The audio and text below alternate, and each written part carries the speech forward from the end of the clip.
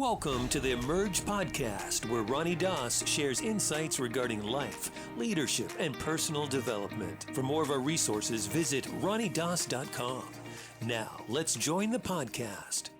Hi there, this is Ronnie Doss. My team and I are really excited that you decided to stop by. You know, I've spent the last decade working with individuals from all over the world to help them transform their thinking and enhance their life experience.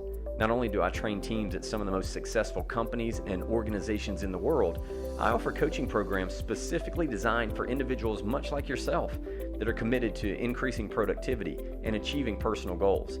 I've had powerful mentors along the way that have taught me principles that absolutely shifted how I was living my life, and those principles I want to share with you. My passion is people, and there's nothing more exciting than seeing a life transformed for the better.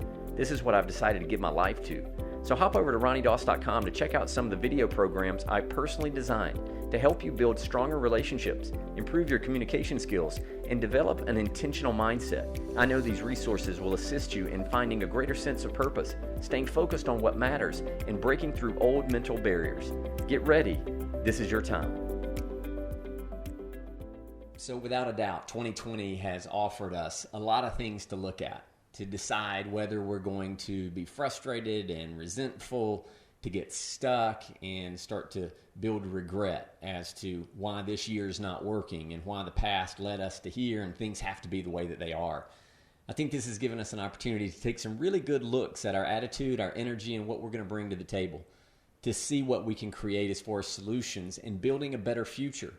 You know, we're not going to stop. That's one thing that I think we all need to think about, is that we're not going to quit. We're not just going to throw in the towel. And so if we're not going to throw in the towel, that means that there's still work to be done. There's some things that we can do.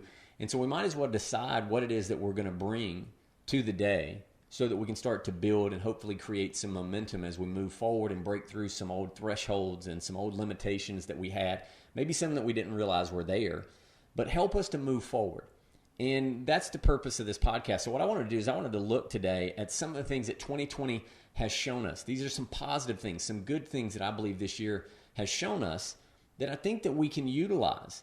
And as we utilize these revelations that we've gotten, we can start to improve the quality of our lives, quality of other people's lives, and hopefully we can all learn to work together better.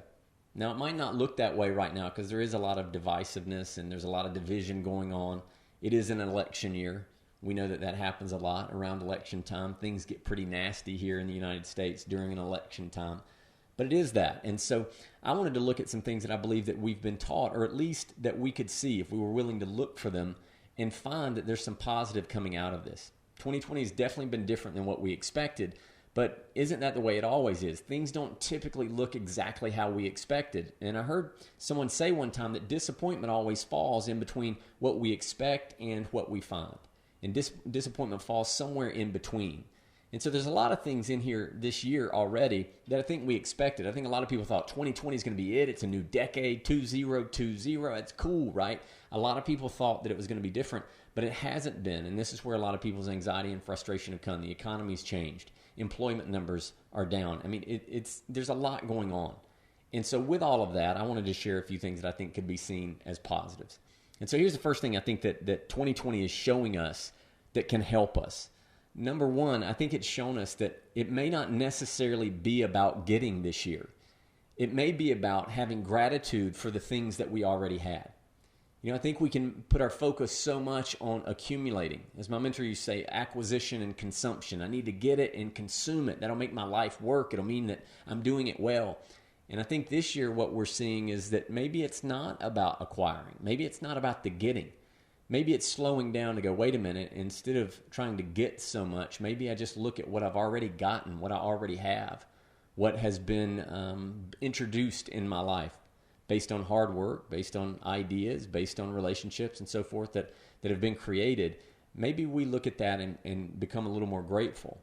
I think that it's easy to do that now. I think that when you can spend time with your family and they're healthy, when there's been the social distancing thing that's happened and the quarantining that's happened because of COVID and all these different things that are arising, I think when we can see that we can be with our family, we can be more grateful for that. I think it's the small things that we tend to overlook, the gifts that we've turned into what we call givens, where it used to be a gift, something that we were excited about, and now it's a given. We're just so used to it, we take it for granted. And so I think this year is showing us, hey, maybe it's not about getting. Maybe it's about just being grateful. And I think that when you're grateful, it does open the door for more in your life. I think it expands your capacity. But when you're really grateful for what you have, you're not so consumed with whether or not you get more.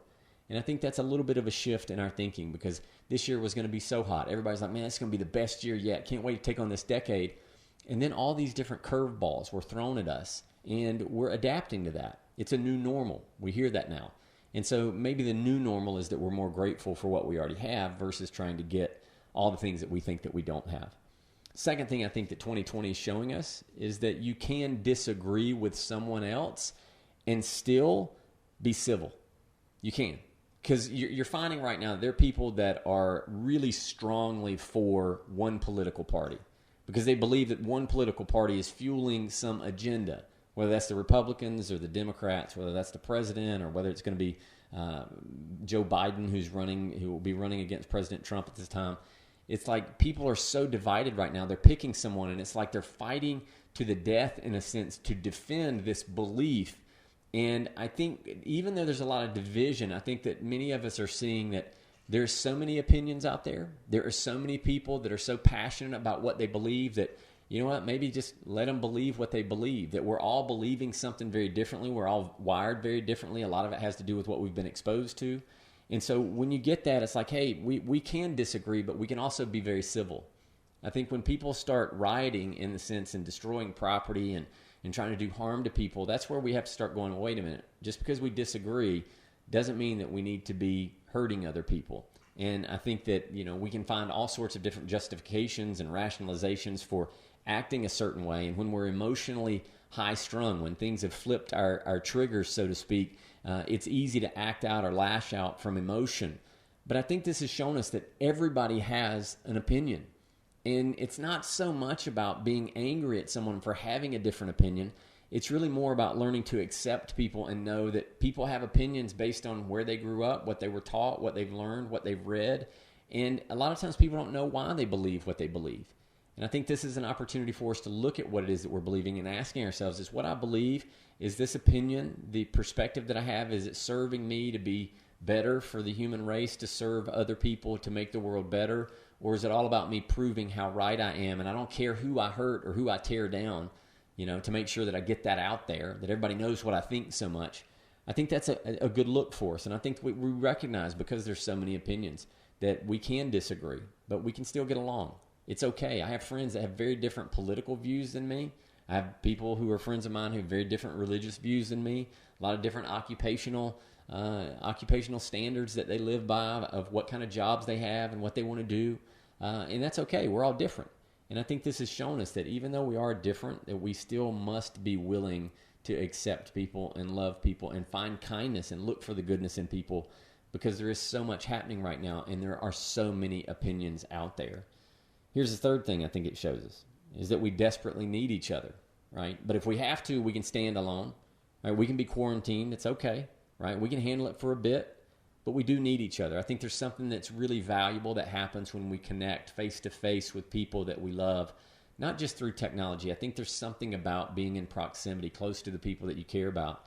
I had lunch this past week with some great friends of mine, and it was nice to just sit there and enjoy a meal, but to laugh a bit and to just connect. And we don't do that enough. And I think that maybe this is something that is showing us how much we need to really appreciate the relationships that we have, the people that are around us. And yes, maybe they do have a little bit of a different view than us, but that's all right. We can still be friends because we do need each other. I'm not talking about being codependent, where you're absolutely needy and you pull from someone so much that when they get around you, like you're sucking the life energy out of them. I'm not talking about that. I'm talking about really building each other up, encouraging each other, laughing together, and trying to help each other to keep a clear vision on forward movement and being hopeful and being optimistic for the future.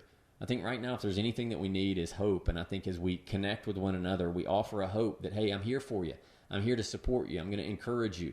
And I think that means a lot. I've got some great friends that I know that I don't have to talk to.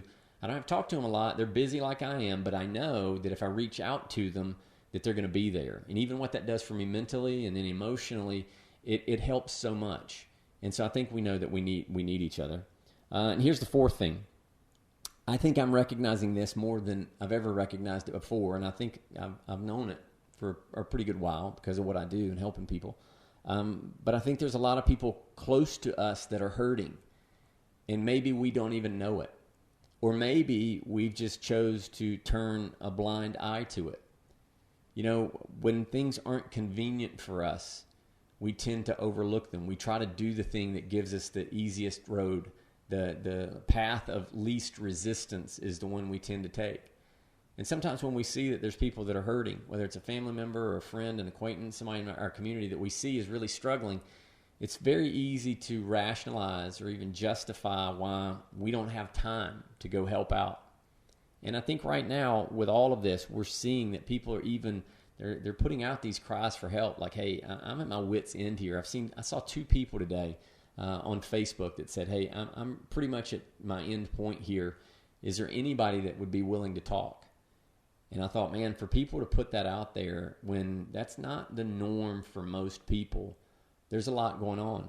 I saw where prescription drugs for antidepressants that are up like 2,000% versus what they were before this year happened. And people use a lot of antidepressants. I mean, I read a thing where over 40% of women between the ages of, I believe, 35 and 45 are on antidepressants.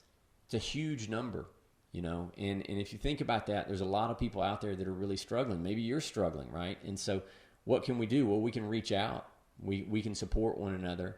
But I think we need to open our eyes to the fact that just because things look good on the surface, underneath people really may be struggling.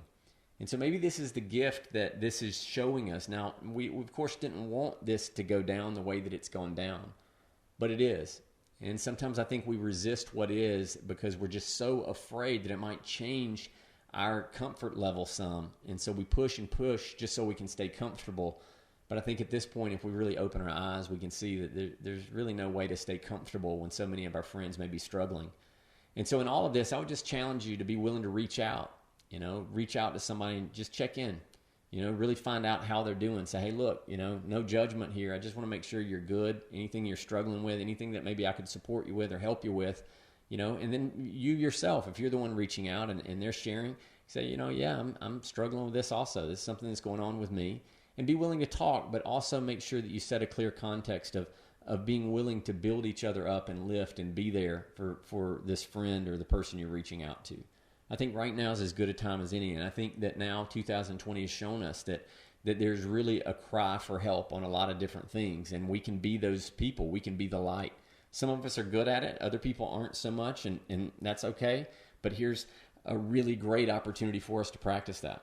And I think as you practice that and you reach out and you're willing to look into someone else's world, if they give you permission, and you try to infuse some hope and some optimism to them and some love and compassion and a lot of non-judgment, right?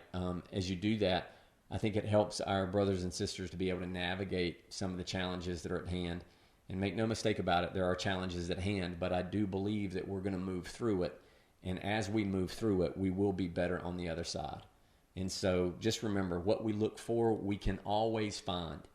And so if you're looking for people to be angry at, if you're looking for people that don't agree with you and you're pissed off and you're bitter and that's what you're carrying, if you want to look for those things, you can find more and more of that. We're so divided right now. It's like 50% believe in this, 50% believe in that. It's masks, no masks. It's Republican, it's Democrat. You know, it's all these different groups against one another. If that's what you need to look for, just know you're going to find it. You know, so since you know you're going to find it, then maybe the question is not so much about whether you're going to find it. I think the question maybe you're going to should ask is, what are you looking for in the first place? And as you choose to look for better things that are going to give you more peace, help you to find more joy, and be able to stir up more compassion and empathy for other people, I believe it'll help you to have a better experience as we navigate some of the things that we're navigating now. So know that you're worth it. Know you're worth doing this work. Know that you're worth learning to focus on things that are going to support you, for your spouse, for your family, for your friends, for the people that you work with, for just people in your community. That as you can learn to focus more on things that are going to fuel you up, you're in a better space to help and to support other people. And I think that we all at this point could use a little support from one another. That's what it's really all about. So if you need any video resources, if this helps you, if this podcast helps you at all, check out ronniedoss.com. We got so many video programs on there, and the content is really about helping you to think differently and shift your perspectives, especially during tough times, during transition times, times when things maybe look a little more chaotic than normal, a little more uncertain.